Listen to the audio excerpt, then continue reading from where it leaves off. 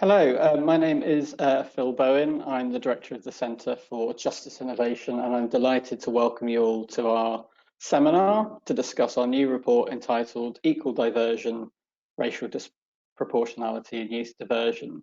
I'm just going to do a little bit of kind of housekeeping and discuss the format for today's session, and then give you a bit of a background into the Centre's work on youth diversion. So in terms of the format of the seminar, so there'll be an opening presentation on the research by my research team, and that's Aisha Afori, Research Officer at the Centre, and Stephen Whitehead, who's our Head of Evidence and Data. I'll then invite reflections from each of our wonderful panellists. They include Keith Fraser, Chair of the Youth Justice Board and Commissioner on the Commission on Race and Ethnic Disparities, Francesca Fada-Archibald, Practice Development Manager, Early Help and Prevention at Young Hackney, and Sophie Wainwright, Criminal Justice Policy and Campaigns Officer of the Traveller Movement, which are a national charity that advocates for the implementation of Gypsy, Roma and Travellers' human rights.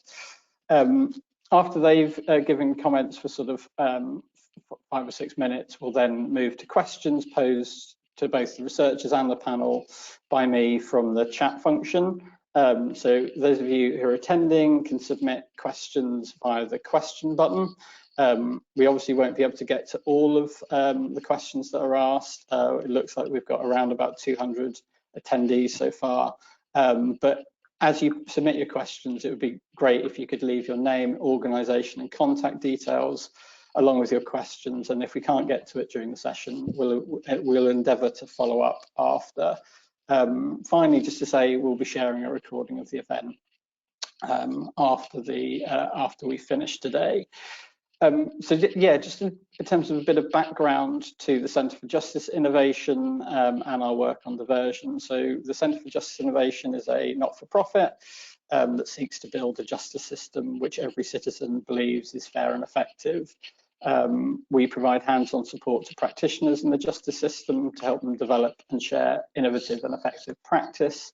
We conduct research into how things work right now and how they can be better, and we promote evidence-based innovation in policy reform. And our diversion work started in sort of 2014, and since then we've worked to build both the evidence base and strengthen practice of youth diversion across England and Wales.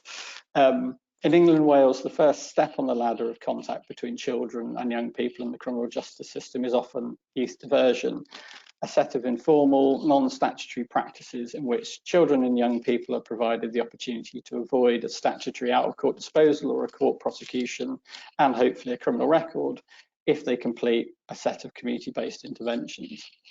Part of the reason that we are very supportive of youth diversion and have been since 2014 is the evidence. The evidence strongly suggests that youth diversion is beneficial for children and young people who access and engage those schemes, diverting children and young people away from the formal justice system and into proportionate and voluntary interventions has been shown to reduce the likelihood that they reoffend and avoid the long-term harmful consequences of a criminal record. Since 2014, we've worked with over 50 local authorities and police forces to set up, support and spread youth diversion. We've also produced a range of briefings on effective referral, how to understand youth diversion trends in London. We have a youth diversion toolkit, which includes a kind of cost-benefit tool. We've recently developed a free online learning tool for practitioners involved in youth diversion.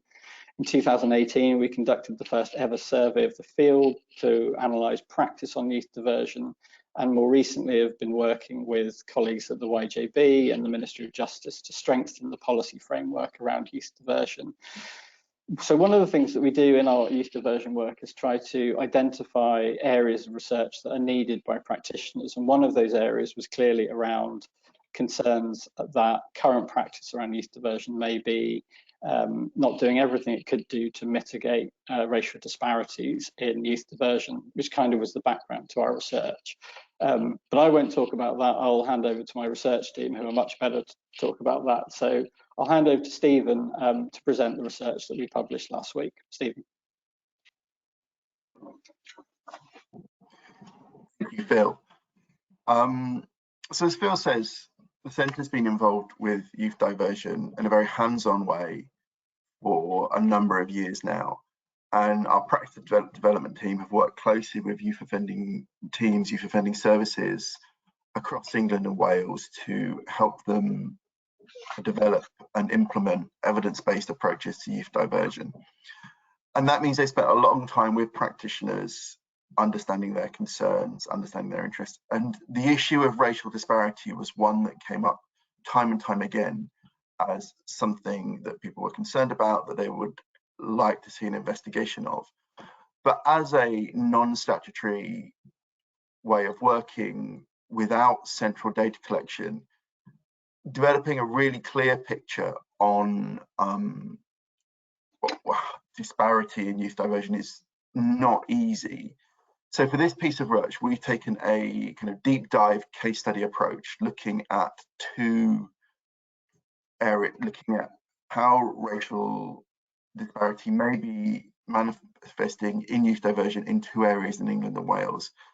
And that means we spoke to practitioners, we spoke to young people, we spoke to families, we spoke to solicitors, and we really tried to get a picture of what was known, what was understood, and what was perceived as being the issue. Like any case study based approach, we should take a little caution in assuming that what the kind of striking patterns that we've seen in these two areas are uniform across the country. But nonetheless, I do think this work presents a really interesting picture of how racial disparity can manifest in youth diversion, and really importantly, what are some of the strategies that we can use to mitigate that. So in a moment, I'm going to hand over to my colleague Aisha Afori, who's actually the lead author on this report, to say more about how we conducted the research and our findings. But before I do that, I wanted to set a little context. If we can have a move forward 2 slides, please. So let's just sort of be clear, what is youth diversion? Well, youth diversion is a pretty well-established practice in England and Wales now. We did a 2018 survey of youth offending teams, which found that nearly 9 out of 10 had some form of youth diversion in place already. We suspect that this number has only grown, particularly since it was included in the YJB's national standards. What do we mean when we say youth diversion? We mean an intervention that happens usually at the point that a young person is arrested.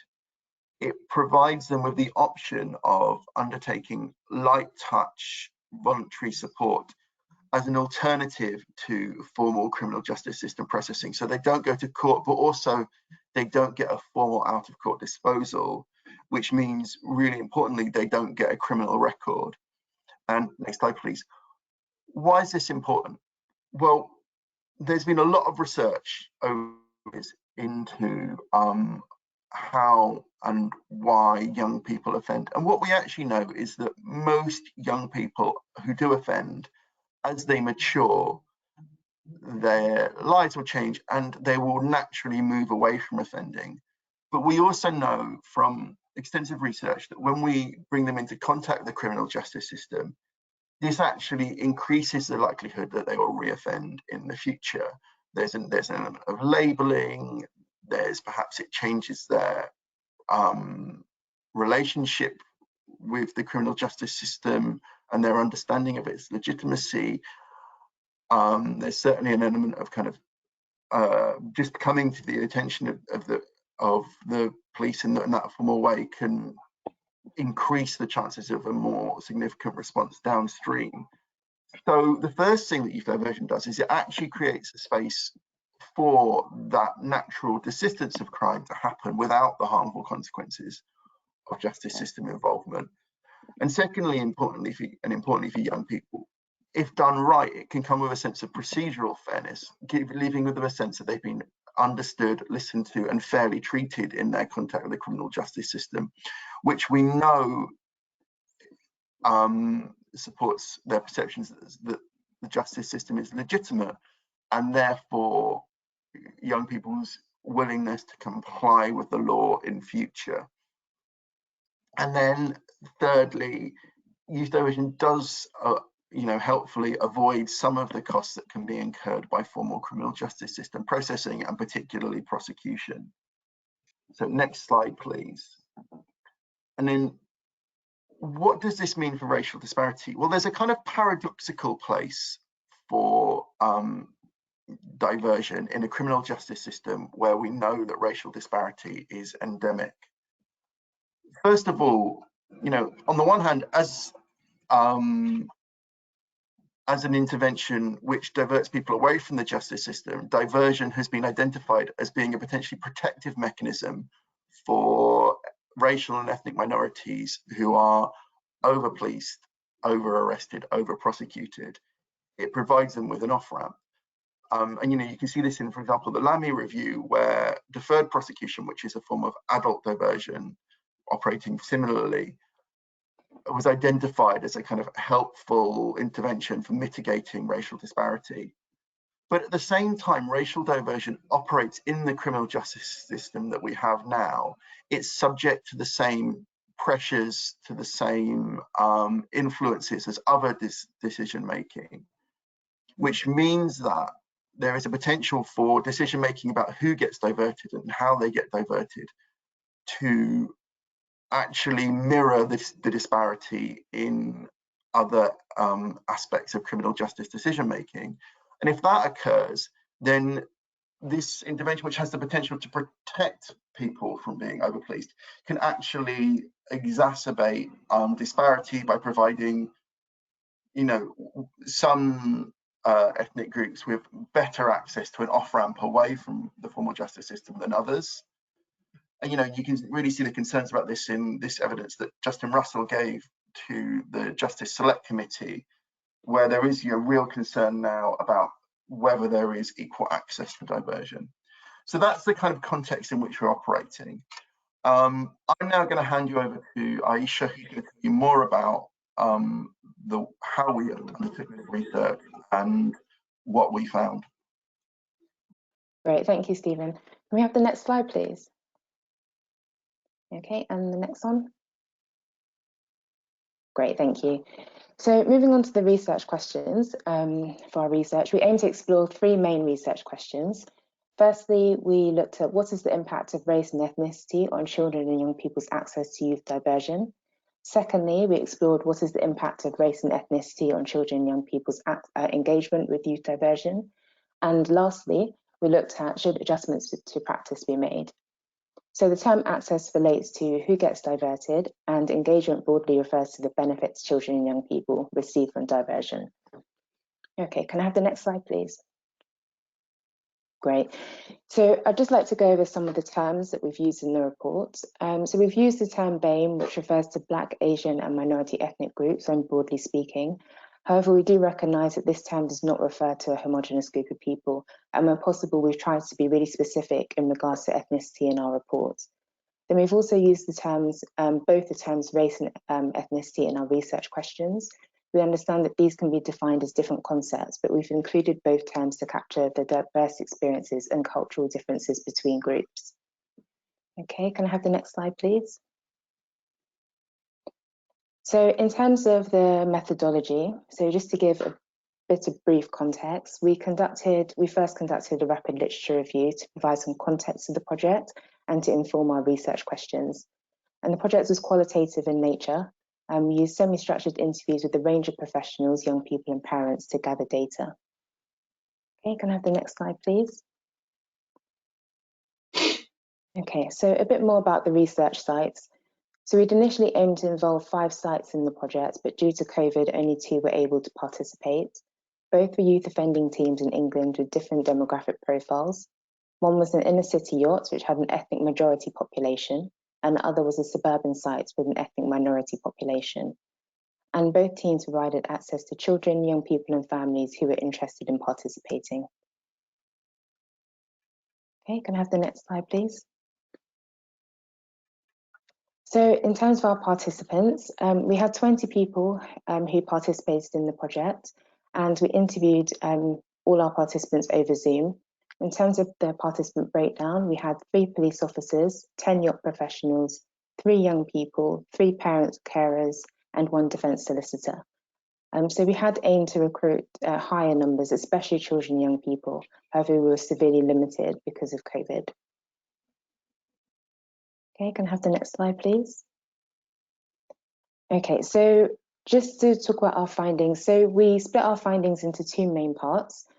Firstly, we looked at drivers of disparity, and these are factors which can negatively impact access to and engagement with youth diversion. So this is in relation to children and young people from Black, Asian, and ethnic minority backgrounds. And secondly, we looked at promising practices, which Stephen will discuss. And these were a range of positive suggestions about how to change practice in order to improve access and engagement. So for brevity, we've only outlined some of the findings in this presentation, but please refer to the full report for all of the findings. Okay, can I have the next slide, please? Thank you. Okay, so thinking about the drivers of disparity. So firstly, we found that practitioners recognise that children, young people and families from Black, Asian and minority ethnic backgrounds could feel mistrustful of professionals. And this was especially apparent if they'd had previous negative experiences with the criminal justice system or various social agencies.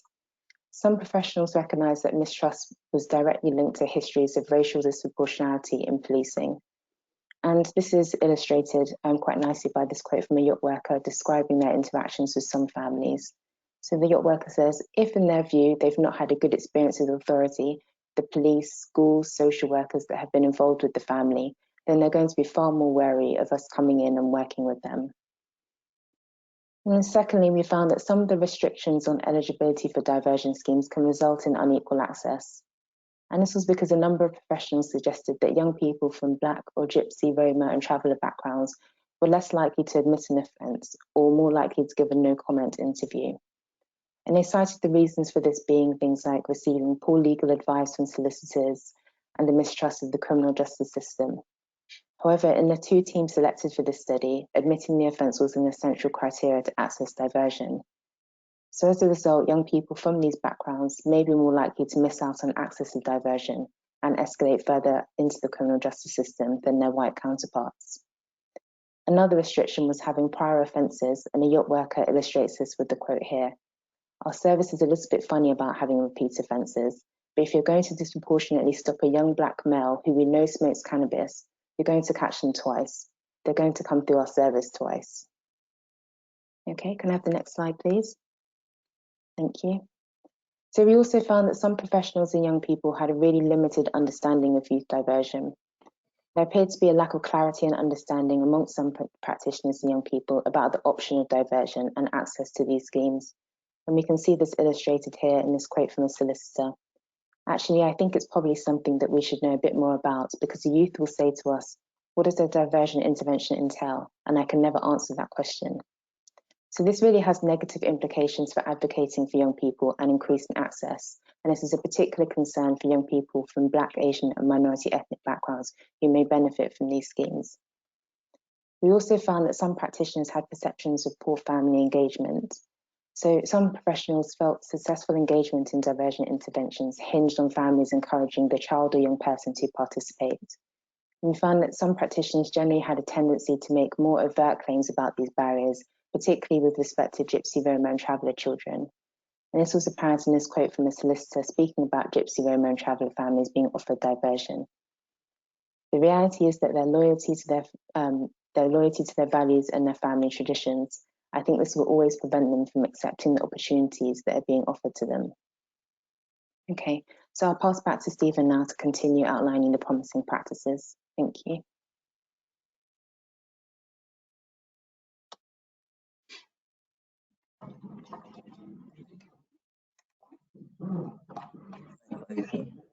So I actually presented a kind of a really interesting picture of how disparity emerges from the culture and the formal system in which diversion operates. But what can we do about it? And can we go forward 2 slides, please? How can we respond? I'm going to summarize some of the promising practices which emerged from our research. There's others which I'm not going to touch on here. For example, I think the need for changes to eligibility criteria comes through kind of strongly in the research without sort of much need for further discussion. Or can I go forward 2 slides, please. Thanks. But there are a couple of areas where I think were kind of really interesting. I think the first of these is a kind of the need for a diverse and culturally competent and inclusive workforce. I think this is something that really consistently emerged from particularly youth offending team practitioners. They were aware that they represented a relatively narrow group in terms of both ethnicity but also class, and that this could create kind of a range of issues in engaging with young people. So I think there are kind of a number of kind of ways that people saw the need to address this. First of all, it was widely understood that there was kind of a need for access to better understanding of the experiences of the justice system of some of the ethnic minority communities who were being kind of disproportionately represented. And this could be done in a number of ways. I know, for example, the second site that we worked with, the suburban site, employed particular kind of liaison workers from the Gypsy, Roma and Traveller community who helped them kind of help with outreach. But we're also able to help practitioners in that yacht to develop an understanding of how that community experienced the criminal justice system, which could kind of, and provide advice on particular strategies for engagement. And I think that's really I think that's a really interesting model, but I think we also heard the need for more diversity kind of across the workforce rather than just in specialist roles. I mean, and our sense is that diversity will kind of support greater understanding of the experiences of the young people who are coming through the system, but also signal to the young people that they will be kind of treated fairly, and is kind of an important kind of builder of trust in the yacht as an institution. So that's our kind of first strategy. The second thing that came through really clearly from the yacht was a desire for kind of more involvement in the decision about who gets diverted. There was a sense that in some cases, the decision about diversion could be taken without the specialist input of the youth offending team, who might be able to provide more context and more understanding of a young person's offending and their needs, and potentially flag up the ways in which diversion might be useful and appropriate for that young person. So I think the yacht wanted to be more engaged at that point, but they also saw the need for other agencies to be engaged, particularly where a young person was known to children's services, that there was a lot of value in having social workers present at that conversation to talk about what's going on for that young person and what's the most appropriate route for them to go down. Okay, next slide, please. So beyond decisions about who gets diverted, there was also a lot of really useful discussion about how to make sure that people who are diverted get the greatest kind of benefit from it. And this kind of comes on the level of engaging with the services that are being offered.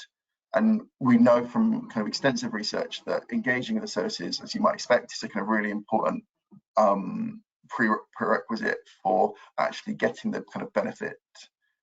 And practitioners talked a lot about the strategies that they use to build up engagement, about taking the time to build trust in young people, about being frank and acknowledging the faults in the criminal justice system, and potentially even the kind of racial bias that may exist in the criminal justice system. And that kind of facilitate a kind of honest engagement. But they also talked about remembering that the yacht intervention that's being provided for diverted young people, it's not the end in itself, it's a means to an end, and it's a means to an end. And the end is that that young person has support to address the kind of issues that are going on for them. So they talk about times when particularly young people might be very overloaded with different agencies trying to work with them. They might be known to children's services, they might have a kind of a youth worker, they might be involved in some kind of non-statutory agency, and trying to layer the yacht in on top of that might not always be appropriate. And at times it might actually be right for the yacht to take a step back and let another agency take the lead, rather than treating this as a kind of a formal sentence which needs to be completed or else. It's about thinking about what's actually best for that young person. And then the last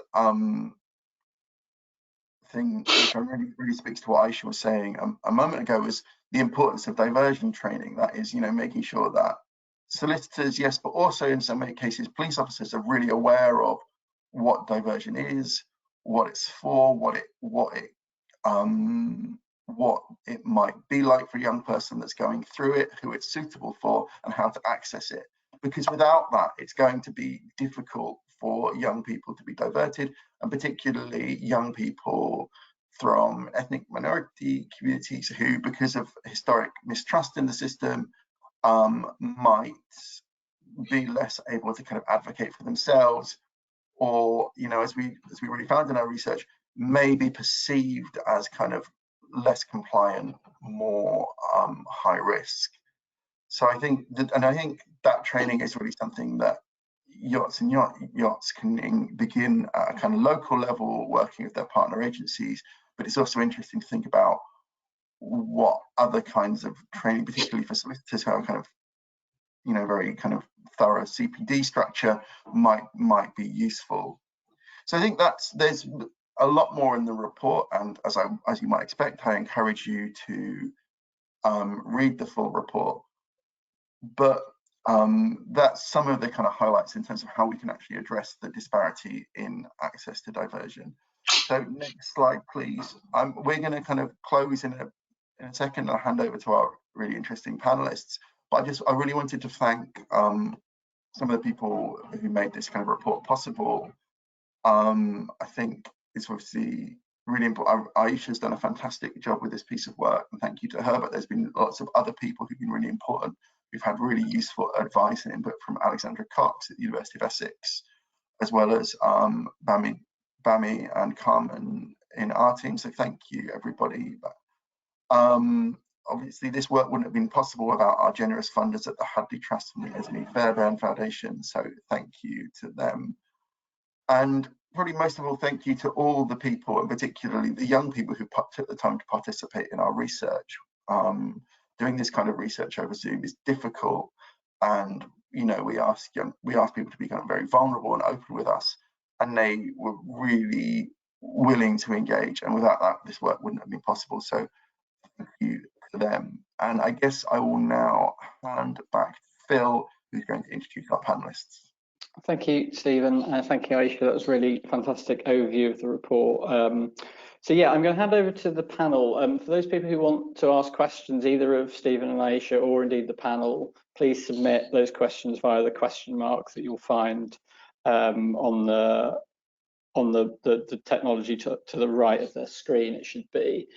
Questions already beginning to come in, but yeah, I will hand over to firstly Keith Fraser for his response to the research report, and then I'll move to Francesca and then to Sophie. Keith. Phil, thank you very much firstly for the introduction. Thank you for the background you've given us there, Aisha and Stephen.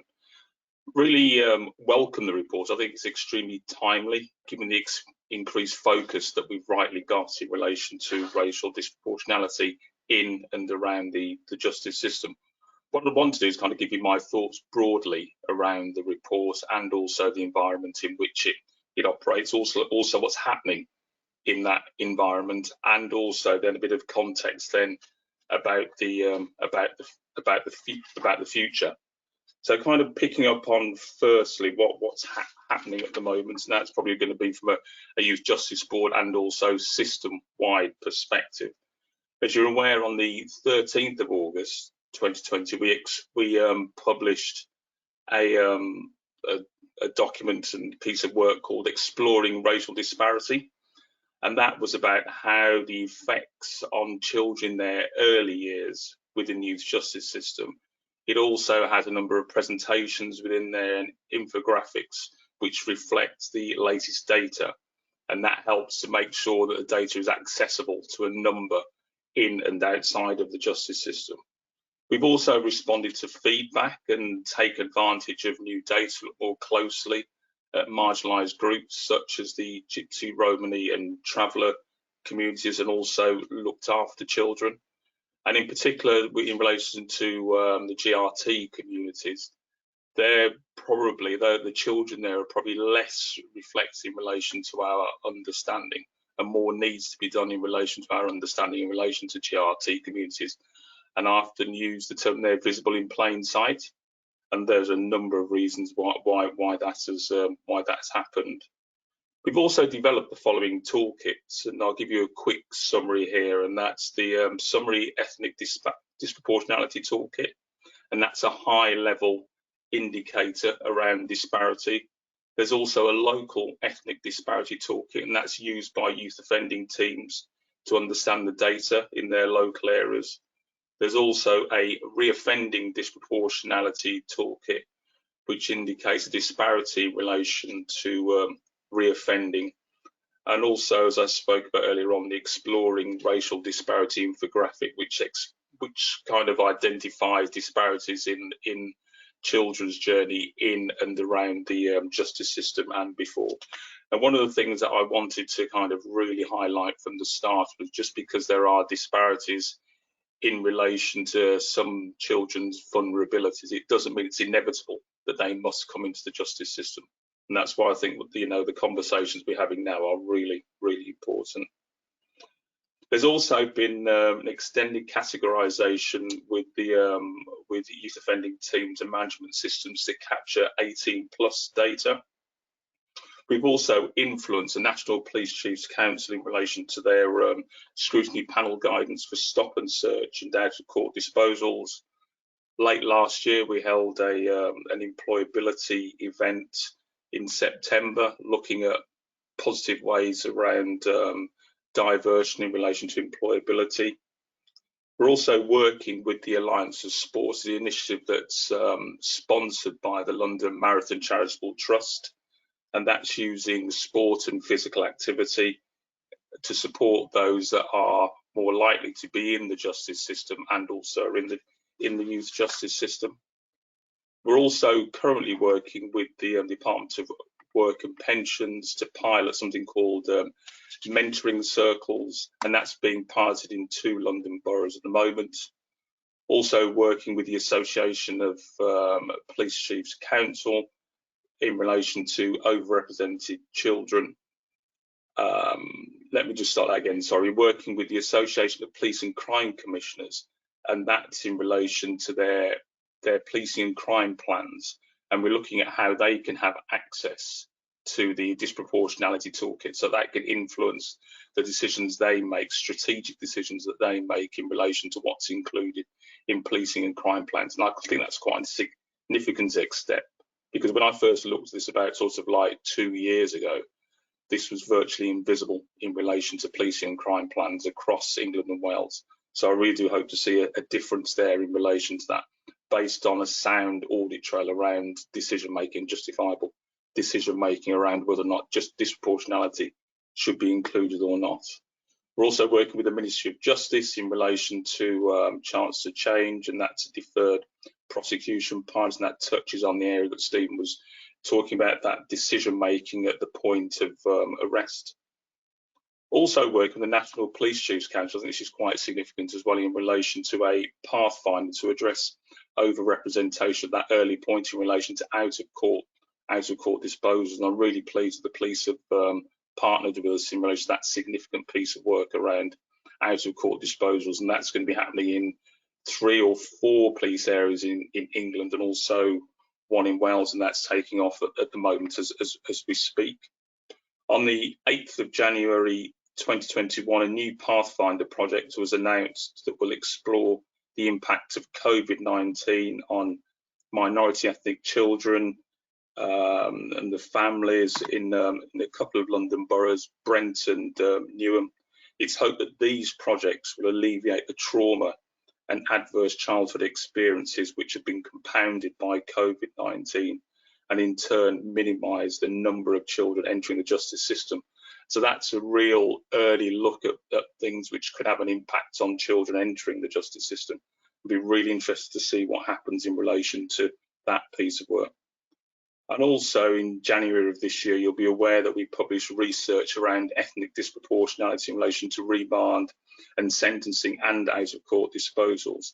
This report was quite significant and uses 2 years worth of Youth Justice Board case management and assessment data to better understand the impact of ethnic disproportionality on that group of young people which I just mentioned.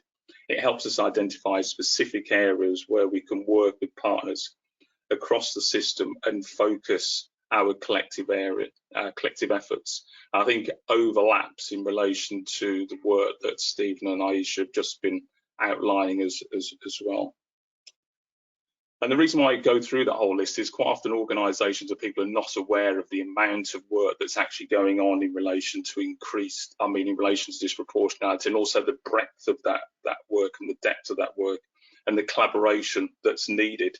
Hence, I thought it would be important to summarise that landscape. In relation to prevention and diversion, as adults, you'll be aware we have a moral duty, I think, to protect children in society from all forms of harm that might hinder their growth and ability to realise their potential. If we fail in this responsibility, children will almost inevitably fail to thrive. In some cases, they'll be drawn towards negative influences and behaviours to feel self-worth and value. In such circumstances, contact with the youth justice system, the subsequent impact on their sense of self and stigmatisation that follows will hinder their ability to constructively move forward. The evidence tells us there are many benefits of diverting children away from the formal criminal justice system. Diversion contributes to better outcomes for children and consequently reduce crime and safer communities. Diversion is clearly an important tool for police, the justice system and society as a whole. We also know that children can make more mistakes purely because of lack of experience and knowledge that adults accumulate, as well as biological cognitive development.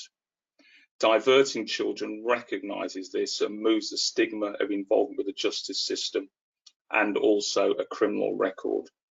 Furthermore, evidence tells us that contact with the justice system alone increases the likelihood of children reoffending and continuing their journey deeper into the justice system. Contact with the justice system also serves to negatively label children in both their own eyes and the eyes of others and create a particular identity which contributes to an increased likelihood of further offending. If you tell someone that they're bad, it's not unreasonable to think that they may begin to believe this and in turn begin to behave in ways which further reinforce this belief. In turn, while welcoming recent government reform, a criminal record continues to present huge barriers to children's success in entering education, training and employment into adulthood. The Youth Justice Board wants to break the cycle. We want to make sure that wherever possible, children are prevented from having contact with the youth justice system. In cases where contact is unavoidable, any interventions that are deployed should create constructive opportunities for children to realise their potential, and where possible, doesn't criminalise them. Where this can significantly impact on their futures. This will benefit both children as individuals and society. Evidence tells us that this works in preventing offending and reoffending. This is our core principle and what we regard as child first. The Youth Justice Board wants to ensure that the whole justice sector can respond to children's differing levels of vulnerability and needs to ensure less contact occurs with the system. A project jointly commissioned by the Youth Justice Board, the National Probation Service and also the Association of Yacht Managers is currently underway. And this speaks to the point the researchers mentioned earlier on in that lack of or the need to increase our understanding around what's happening in relation to prevention and diversion. And the project is funded by the National Probation Service and aims to support youth offending teams to develop a shared definition and understanding of this work and improve the ways in which it's recorded and reported. This will provide youth offending teams and the National Probation Service and also the Youth Justice Board with a better understanding of the prevention and diversion work being delivered across England and Wales. Identify and engage key stakeholders who operate prevention and diversion initiatives so that information and data can be shared and promote good prevention diversion practice across youth offending teams. And finally, youth diversion remains our best evidenced approach to working with children and young people who have entered the criminal justice system. The research shows that youth diversion operates in a difficult environment where policing, suspicion of government and intervention and wider structural inequalities all lead to a climate of mistrust for ethnic minority children and young people. Moreover, specific practices and policies currently in operation in youth diversion schemes across England and Wales are likely, based on our current interviews and our analysis of the evidence base, to negatively impact on ethnic minority children's access to and engagement with youth diversion, which seems to be similar to the points that you've found. However, this research also suggests that through better training, more well-rounded decision-making, and the employment of effective engagement and intervention strategies, the benefits of youth diversion can be made more broadly felt. Our research gives us hope that, with a commitment to changing how youth diversion operates, all children and young people, regardless of background, can be offered a chance to change their behaviour and realise their future. I'm really thankful for your continued interest in this area, and I really do look forward to working with you in the future. Thank you.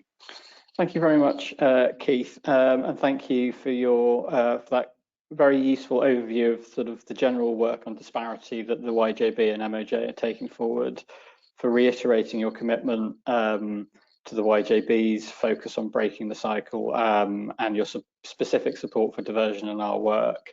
It's really very welcome, and I think it's useful to hear of all the range of work that's happening that really has kind of kick-started since the Lammy review, and hopefully it will build up to something. So now, I guess, having sort of seen the national picture, I wanted to hand over to Francesca to give her comments from the perspective of someone working in youth diversion projects. So Francesca, can I invite you to provide your comments? Thanks, Phil. So first of all, I just wanted to thank the CJI colleagues for inviting me on this panel. It's a privilege to be here and to give my views on the report, but also give some insight. I speak as somebody who has been engaged in developing diversion practice within a local authority, that's the London Borough of Hackney. I'm very passionate about diversion, and I've been involved quite closely with it for the past 5 years, but a lot longer than that. In my career in Hackney, I've also been passionate in addressing other inequalities, such as, for example, in exclusions from school. In terms of our experience of diversion and what our data tells us for the past 5 years, is that a significant proportion of the cohort of children and young people that we work with are from Black, dual heritage, multi-heritage, and other ethnic minority communities, including, Turkish, but also young people from the Gypsy, Rome, and Bavalers community. And we're very conscious about this, and we always make an effort every year to quantify disproportionality. As you know, this report has pointed out, Keith outlined quite eloquently, all the disproportionality, racial disproportionality that exists in the system points to the fact that there is, some level of systemic discrimination happening in the system.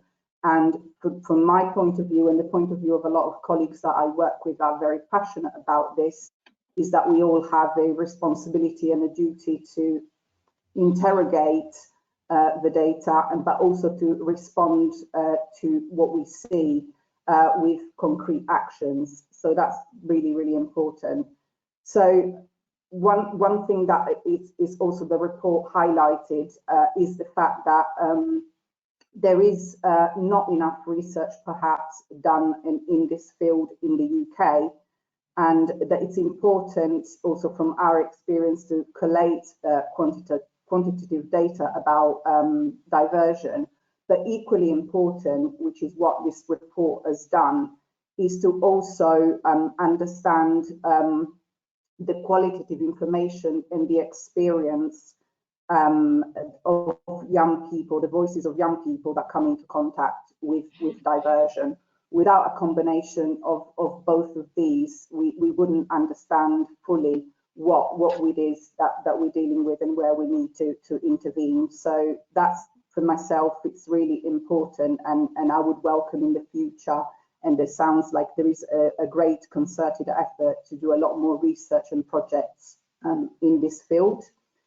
In relation to some of the what the report has highlighted and you know, the recommendation of the good practice that's been found is in terms of eligibility criteria and looking at basing them on evidence. It's important to recognise that we need to move away from expecting that young people admit guilt. It's very important, and perhaps more important, that when we're talking about diversion and you know, moving young people away from the formal criminal justice system, it's perhaps more helpful you know, to adopt a model that means that young people accept responsibility for their part in an offence. So sometimes young people, it takes time and getting to know them before they understand the circumstances that led to the behaviour, or why, for example, they might have harmed somebody in the commissioning of their offence. So it's, you know, for young people to be given an opportunity to participate and engage in diversion, that in itself is a way of accepting responsibility for their behaviour and for what's happened. And it's also an opportunity to hear from these young people and address the needs that they might have, which are not necessarily just in relation to their offending behaviour, but wider issues that might be impacting on them. So another thing in our experience that's been really useful for our prevention and diversion has been to implement a joint decision-making panel. So we do, you know, agree that this seems to have been a really important area of practice for us. So it's a decision about what kind of diversion to give, what type of disposal to give. It's been much better achieved by including the police, prevention and diversion workers, social work colleagues, clinicians, substance misuse workers, youth workers, anybody that has any type of contact with a child, you know, is invited to contribute in person or via reports to making this important decision. And also, you know, it's important for us to gather the views of young people, their family, and anybody that they might have harmed, any victims, in order to make a good decision and to propose a programme of intervention that is helpful to them. And we've been doing this for 2 years. It's been an invaluable experience. We've also had the work of the joint decision-making panel scrutinised by other stakeholders in the system, such as representatives from the Youth Justice Board, from magistrates, from the Crime Prosecution Service, and that also has helped us in you know, maintaining some level of accountability for the decisions we're making about diverting young people. Another thing that we would like to put in place, and I hope this is going to speak to the fact that we've recognised today, which is that a lot of young people have a mistrust in the system, which is based on, you know, historical and contemporary experiences. So in order to address that, we would also like to introduce the participation of community volunteers or young people that are from the community that are trained and to be part of these decision-making panels, obviously taking the due precautions to protect the identity of young people discussed. But we believe that perhaps trying to pilot this kind of model could also help in having more trust in the system. Another thing that has been really important for us in order to sort of address the issue of mistrust in the system is to try and make the processes as transparent as possible. We've collaborated very closely with colleagues from speech, language and communication to explain our processes and to illustrate with infographics what the process of diversion looks like. And this has also been helpful to share with police partners and other partners in the system to explain, you know, what diversion is and you know, how it all works and the benefit of, you know, accepting responsibility and being diverted from the criminal justice system. Another thing that I'd like to say in terms of your suggestion that it's good practice to have, you know, a workforce that is versed in inclusion, that is culturally competent and culturally humble. We believe that this is very important, and we definitely encourage our practitioners to understand biases, to also understand, you know, how racism operates and to understand about anti-racist practice. So to make a deliberate commitment to actually address inequality where we see it. However, in terms of that, I would also say, and I think Keith also alluded to that it's very important that this is not just confined to practitioners or to the diversion world, because we don't exist in a silos. It's important that this culture is also embedded within a whole organization, meaning within youth offending teams and more widely into services that the youth offending teams operate in and other systems that work in partnership with us to safeguard children and divert them from further offending. In relation to the point that was made about empowering staff involved in diversion to challenge decisions, again, this is something that it's important for us to do.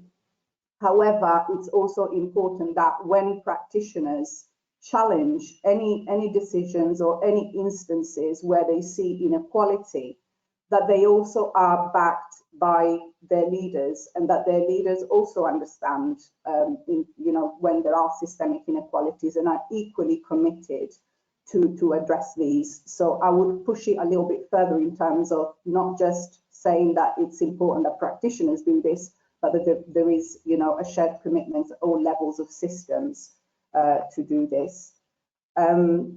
So in short, I don't want to spend too much time talking about this, but it's a very exciting time for diversion. I look forward in Hackney also to work with independent academic partners to have a closer look at how our diversion works in practice.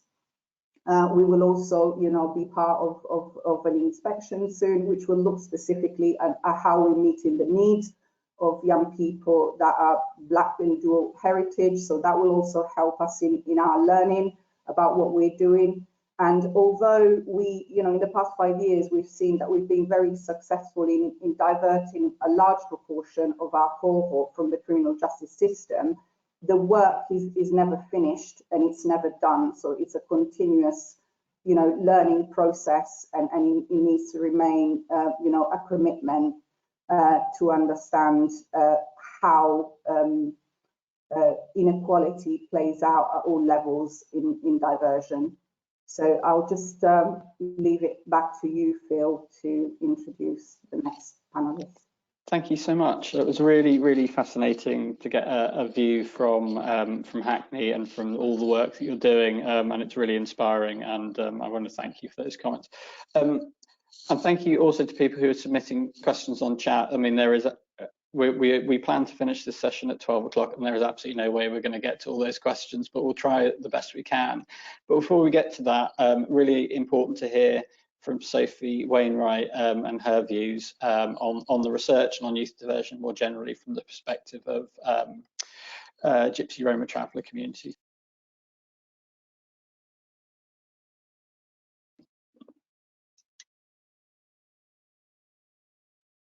The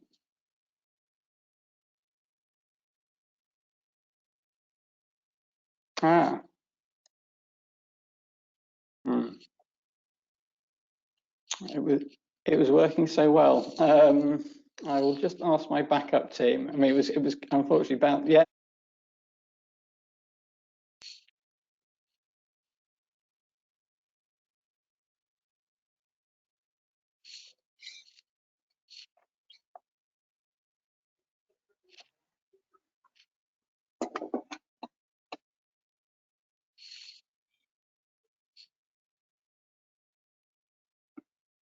Apologies, we're just trying to sort this out.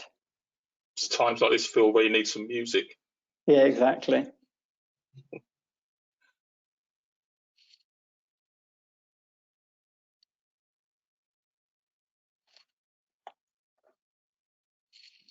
Well, it might be my team has just asked Sophie, do you think if taking out your headphones is going to work in any way? Don't know.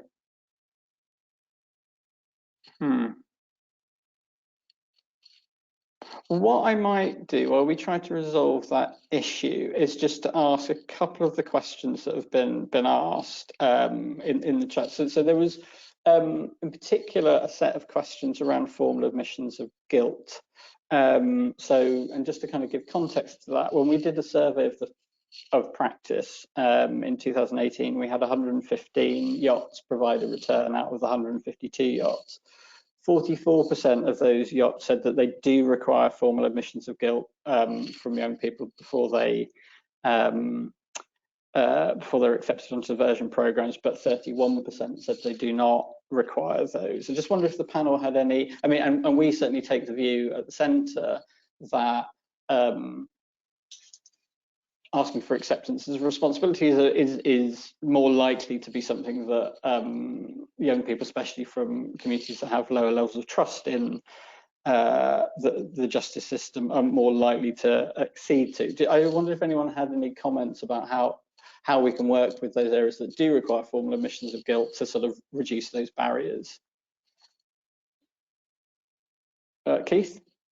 I think Francesca brought up a really interesting point, which was also mentioned in the David Lammy review as well, is finding around trust and trustworthiness in the system. I think that's actually critical and really vital. So it's one, how do you get that in order for young people and children to actually trust you in order to explain what's happened, because quite often it is in their best interest to actually tell you what's happened so you can deal with the matter appropriately. Now, in relation to admissions of guilt, another point that Francesca made and others talk about is about this responsibility and admission of responsibility. And I might be overstepping the mark slightly, but guilt and responsibility can be tantamount to the same thing. And I think that the important point there that Francesca made was, how do you talk to children and young people in the right way in order that they understand that explaining what's happened and what they've done is the right thing to do for them.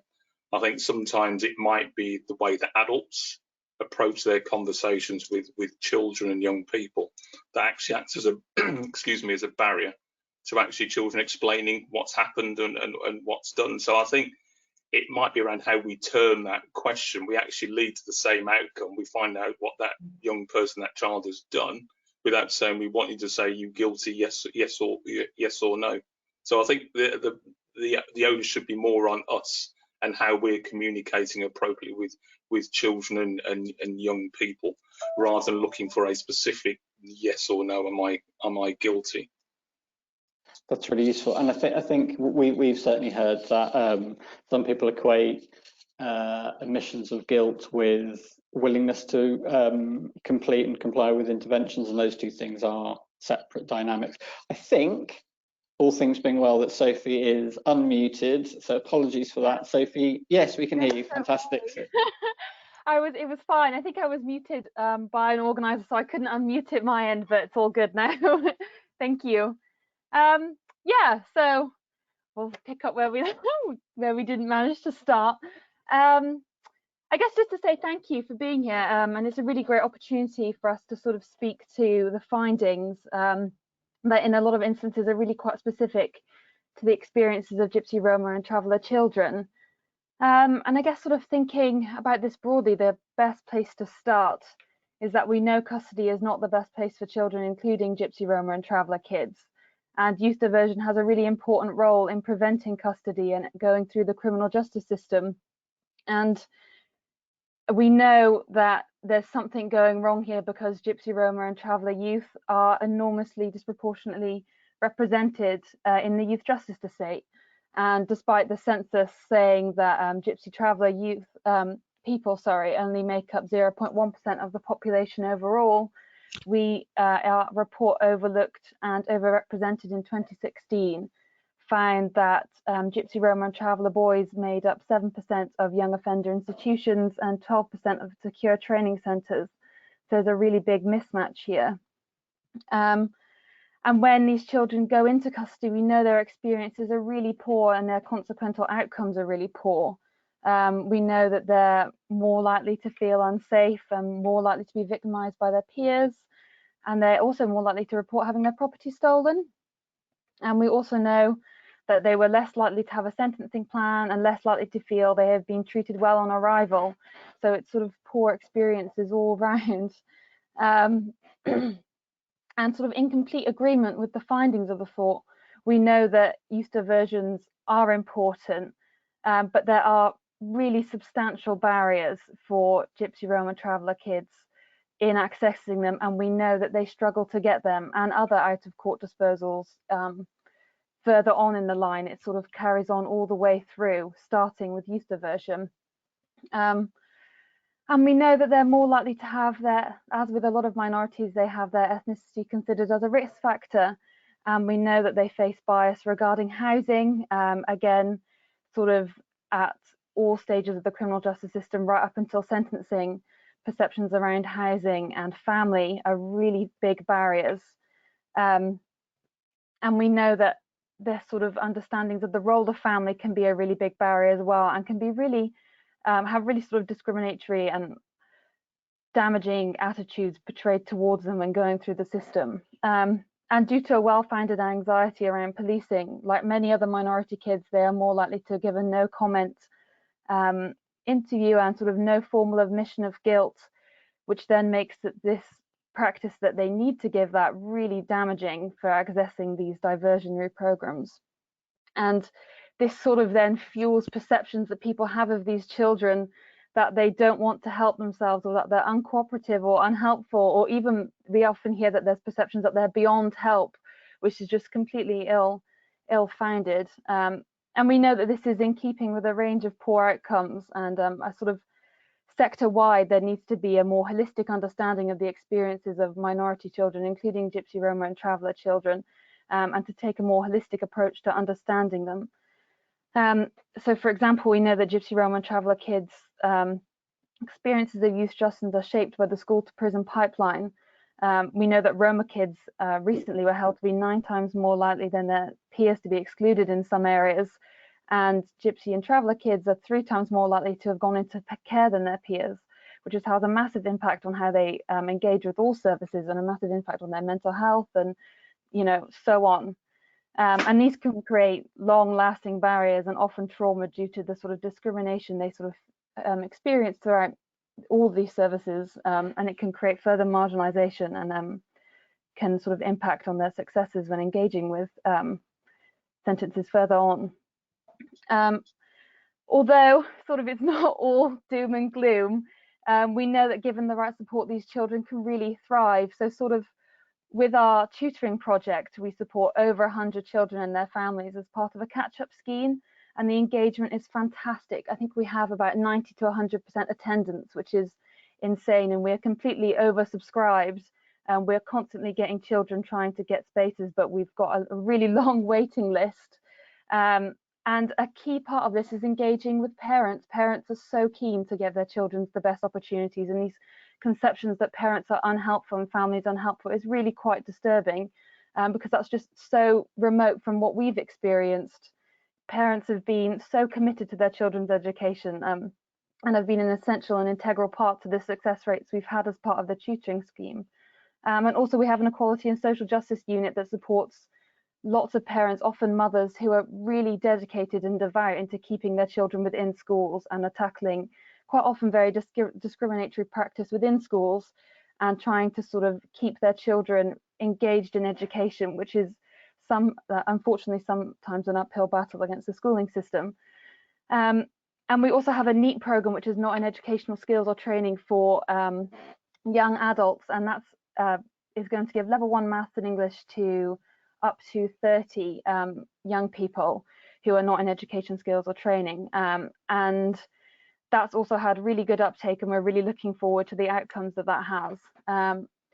Yeah, so I guess finally thinking on the perception sort of held by the interviewees in the report that sort of Gypsy, Roma and Traveller kids don't help themselves or are beyond help, or as the solicitor mentioned, that they won't take up opportunities, that's just completely shocking to us and completely not what we've experienced with kids sort of in our experiences from the tutoring project, and also talking to solicitors that we work with who've worked with children in the youth justice system, that they want help, and our solicitors are sort of fighting hard to get the children the right support from YOTS and broader and other individuals in the system. And I guess sort of these sort of extracts are unsettling but also unsurprising. As I said, we've sort of heard it many a time, but it's not true. And we know that given the right support, these children can thrive, and given the correct accommodations, they can sort of, you know, reach their full potential, as corny as it sounds, but it's really true. And it's really sort of quite unsettling that you'd frame any child as being a write-off, because at the end of the day we are dealing with children, so it's and for any child it's wrong to sort of frame them in that light. Yeah, but also we know it's definitely not the case. Thank you very, very much. And just, I guess, as a first question to the panel, this sort of general issue of trust in the system, which clearly makes a big difference in both in terms of whether children and their parents are likely to want to engage with diversion, but also in what's offered to them based on preconceptions and stereotypes of trust. I guess it's a question to all the panel, and please put your hands up as to who wants to respond. What do we do to build that trust in the system, and in particular build kind of awareness around the benefits, the potential benefits of accepting youth diversion? Does anyone have any views or comments on that? Francesca? Yeah, Phil, I think what's important is to ask young people, give them an opportunity to tell us about their experiences. So, for example, we explicitly changed our assessment tool that we use for youth diversion, where we ask all young people to, as well as telling us about all other things in their lives, to tell us specifically about their experiences of racism or any kind of discrimination that they face, that can be based on other factors, or any, you know, intersectionality of different issues that affect them. So it's very important that sometimes that is explicitly explored and listened to, because if there isn't that opportunity to speak about it, then there isn't an opportunity to acknowledge it. And if there isn't an opportunity to speak about it and acknowledge it, then we could be missing an opportunity to address it. So in order to gain that trust, those conversations need to be had quite deliberately and quite explicitly. So I think that's for myself and the experience of our practitioners, it's very important. Great. I'll hand to Sophie and then to Keith. Yeah, just sort of in complete agreement with Francesca, and also sort of giving space to acknowledge that there's not trust, but also changing practice is really important. So if we know that giving no comment interviews is a barrier for ethnic minority children, then why are we still requesting that this is the case if we know that it's disproportionately impacting them, and that we know that these children aren't likely to sort of to give admissions of guilt? I think it's important to give space, but also to be open to changing practice. You know, people, there's plenty of research and findings, and people giving really well-founded sort of reports on the problems and barriers for BAME kids in these areas, and more specific experiences of minority kids within that. And I think it's important that we are listening to this and then changing practice on in light of that. Yeah. Keith. There's two things which I'll put alongside each other. One is Sophie's point around no child should be seen as a write-off. There needs to be a recognition that children do things which are wrong, but it's our response which is absolutely critical to that. And then in relation to that, alongside that is the child first approach, and how do we make that real? Now, a key element of the child first approach is actually seeing children as children, and practices being framed in that way, and also children being part of that solution, part of that intervention. So whatever it is you are doing, I don't want to use the word, but to children, it is with children. They should be part of it and understand why it's being done. Also, I think, and this is a personal view here, we need to increase our focus towards preventive part, because when the YJB was set up in 1998, prevention was there, very strongly as part of the Act. I think we need to increase our focus on that preventative bit. Why is it that we don't understand that space so much? Why is it that we don't understand diversion so much?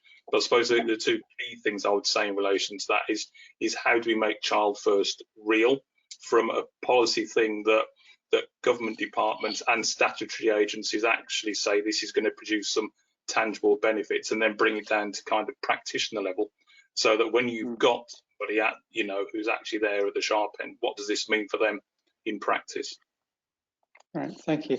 I'm going to move us to what's a question. It's something we've already discussed a little bit, but I'm just kind of wondering again if either researchers or members of the panel had views on. So there's clearly an issue around defence solicitors, A, being aware of diversion, B, the use of no comment interviews, which obviously is part of the due process of law.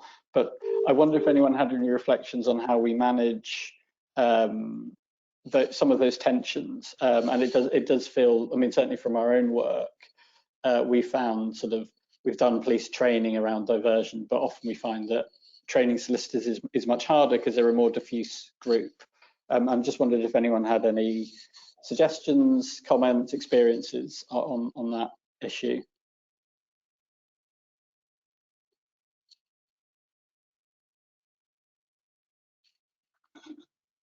I'm trying not to dive in straight away on each point, but I think training is important in relation to into the legal profession, whatever aspect of the legal profession that you're talking about, and that is just as important for defence solicitors. And I do recognise that it's hard, but just because it's hard doesn't mean that it shouldn't be done. And I think there needs to be a real recognition and understanding that children need and require a different service to adults. And you can't just take a template that you give to adults and overlay that on top of children. And I think that until there's sufficient recognition of that amongst all that are involved in the judicial and the legal system, then we're not going to get things where we would like them to be. So I think it is about that understanding from solicitors and those that are charged with defending and supporting children, that understanding around the difference. Thank you. Stephen? You're muted, Stephen. I think it does speak to work that the centre's done in the past about young people appearing in court and their legal representation, and the real desirability of representing young people to be understood as a specialism, given the kind of different processes, and not only that, but the kind of different communication needs of young people. And I think the availability of diversion sits within that, and their understanding of diversion sits within the broader question about their understanding of how to work with young people and in the youth justice system. Thank you. Thanks, Steve.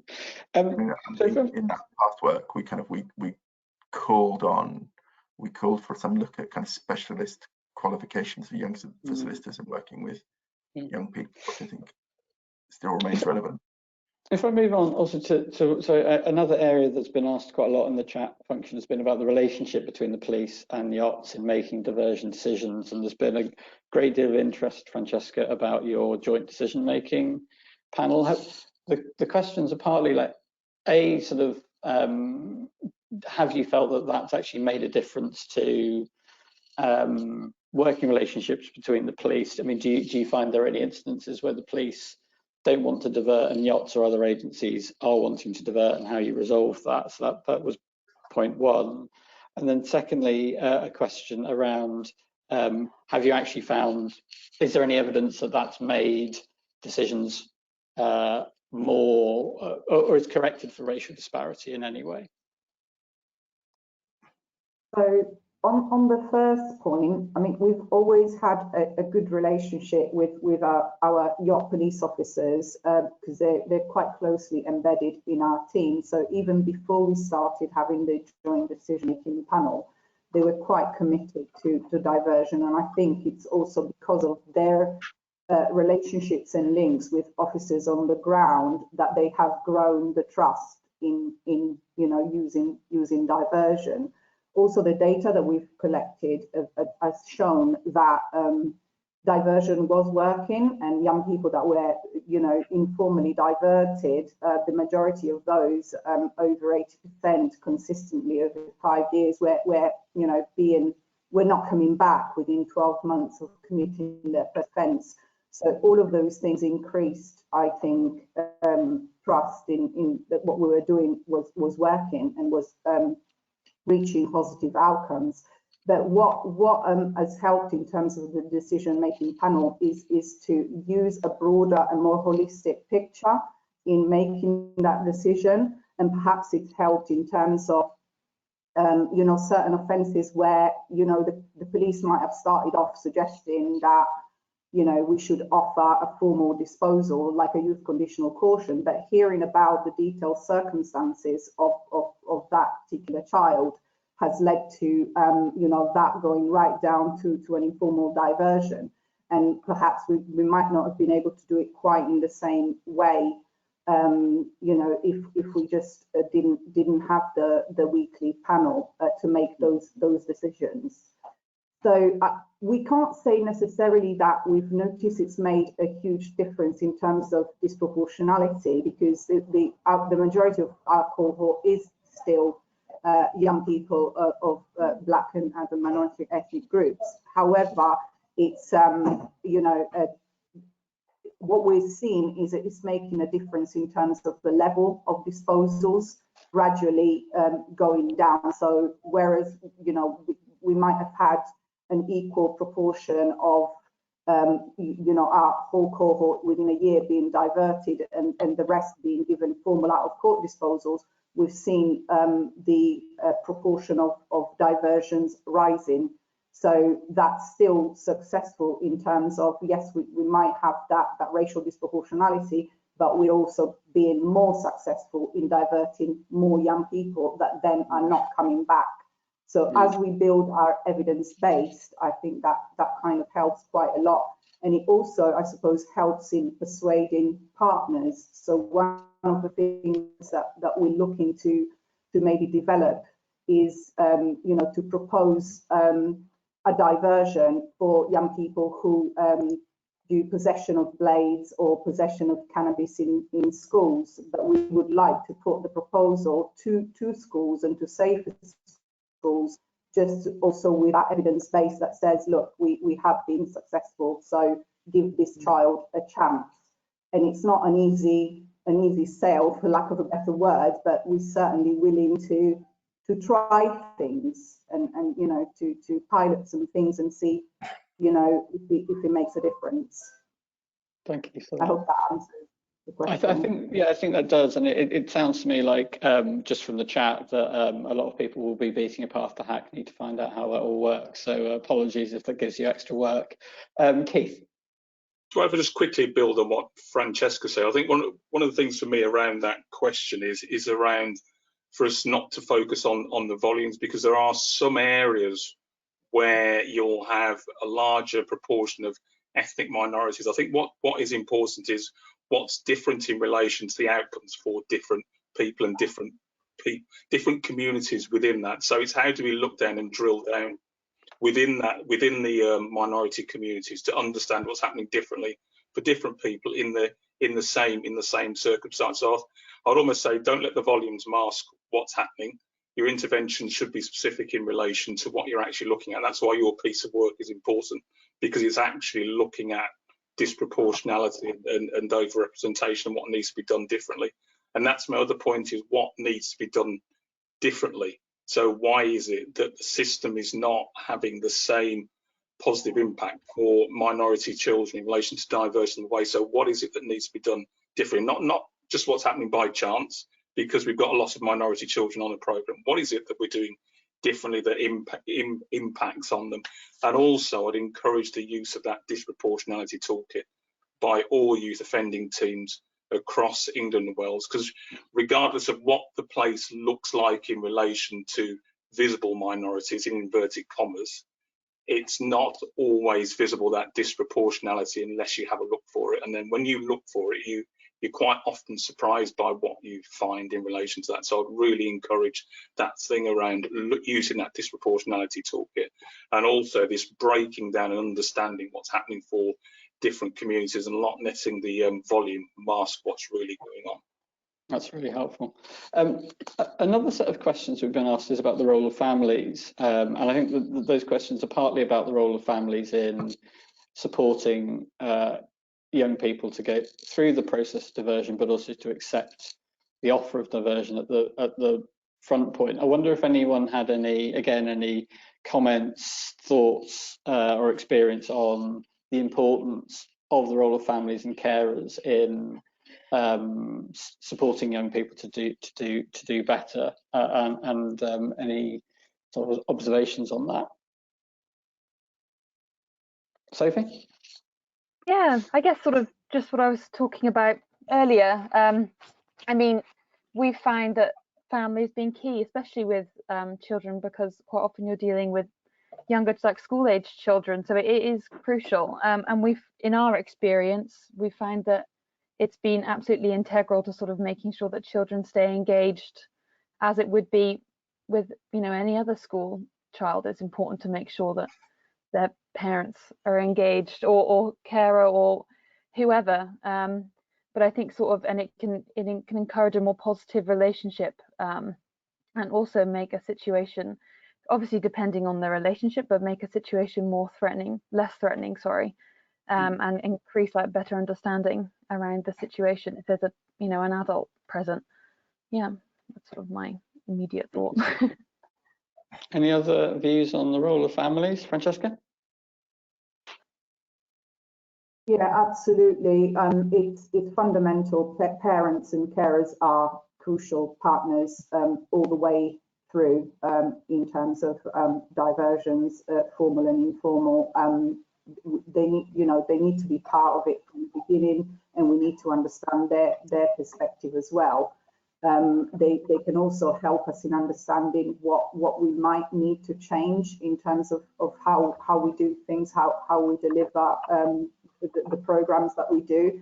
And also, it's important because once we've done what we want to do, and diversion traditionally is supposed to be quite a relatively short-term intervention, they're still there, involved in their children's lives. So we need to work in partnership with them, and they need to be part of our kind of, exit strategy when we finish our work and the parent stays behind. What other mechanisms are there, and agencies or organizations are there to still support them?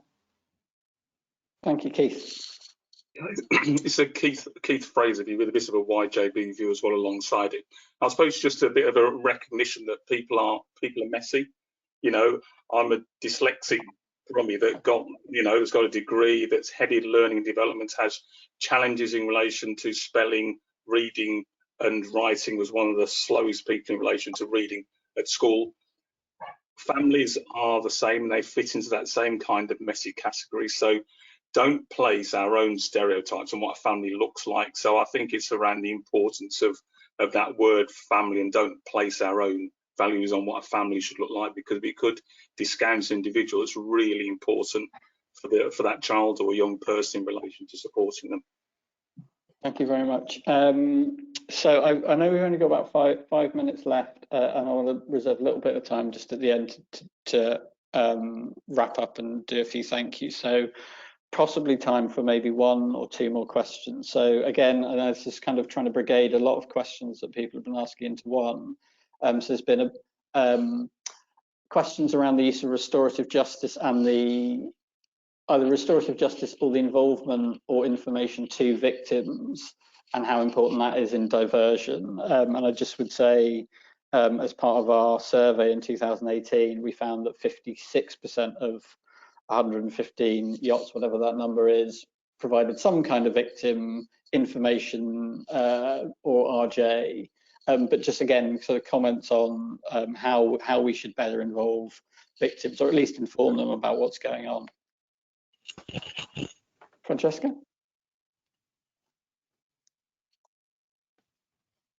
Just unmuting myself there. Yes, we view a restorative approach as one of our main approaches to how we do diversion. So in terms of involving victims, people were harmed when they were victims in an offence, we make an effort to try and get the views of the victim and inform them of the process prior to the joint decision-making panel. Or if we don't manage to get in touch with them by that point, to just try not long after that and before the intervention starts. So it's something we always discuss with our young people and with the victims, and where possible, we try to put in place a number of restorative interventions. I think, broadly speaking, diversions are fundamentally, or should be, a reparative and restorative type of intervention. And we said it from the beginning when we talked about young people taking responsibility. So it's all part of the same, you know, approach and using the same language. So it's very important to us, and we do make a great effort to involve victims and to deliver restorative interventions, where they're direct or indirect through voluntary reparations. We also give young people the opportunity to do that at a diversion level, but it's entirely at their discretion, their choosing. Thank you, Francesca. Any other quick thoughts on victims before I move to wrap up? Keith? I'll just say that victims are part and parcel of it. We shouldn't forget victims in all of this. Just because we are talking about child first doesn't mean that we're forgetting about victims as well. You know, if we look after children, support children appropriately in the justice system, that will lead to fewer victims. If we get the interventions right in relation to children, that will lead to fewer victims. So for me, it's not one or the other. They are considered as part and parcel, and we shouldn't be, you know, potentially going to this kind of, I'd say, a phony kind of discussion around one or the other. You need to be considering both, and that argument goes the same for restorative justice as well, or diversion. It's about the right intervention, not one being better than the other, and that can be some of the conversations that I'm hearing behind the scenes as well. Well, thank you very much for that. There are about 1,001 questions that we haven't even begun to get to, including should we have youth diversion available in every police area, which I assume everyone agrees that we should. So Keith, if you could talk to the Treasury, that would be great. So it just leaves me to thank the panelists and my team of researchers for what I hope has been a stimulating seminar. Thanks to our funders, Esme Fairbairn Foundation, the Hadley Trust, who funded the research and our wider work on youth diversion. Just to kind of reiterate, we will be sharing a recording of the event, the presentation and our report to all the people who've attended the event today. Amazing to see at various points nearly 250 people on this conversation, including people from New Zealand, so God knows what time there. Had to get up in the morning to watch this or stay late at night. So yeah, thank you all for attending. Thank you to the panelists. Thank you to our funders. For those interested in our work on youth diversion, please see our website, sign up to our youth diversion bulletins or our adult diversion bulletins. Those with an interest in family justice, sign up to our family justice bulletin. Basically, if you're interested in justice innovation, sign up to our bulletins and follow us on Twitter. And with that, with basically bang on time, thank you all for attending, and I hope you have a good rest of the day and week. Thank you very much. Goodbye. Thanks. Thank you.